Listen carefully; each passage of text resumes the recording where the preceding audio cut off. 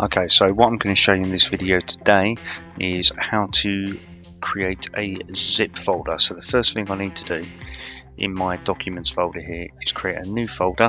I'm just going to call it zip example, and I'm going to take everything in my documents folder and I'm just going to copy it and put it into the zip file. That'll take a minute. Excellent. Right, so here's my zip example. Now if I right click on that and click on properties, I can see the size, and the size is 890 megabytes.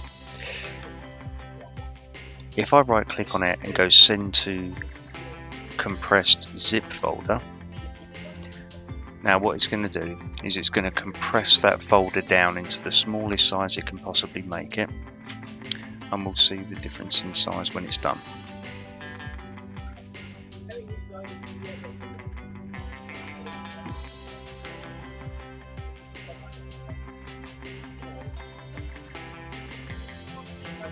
Okay, so there it is. Now I can tell it's a zip folder because of the zip that it's got coming down the front of it.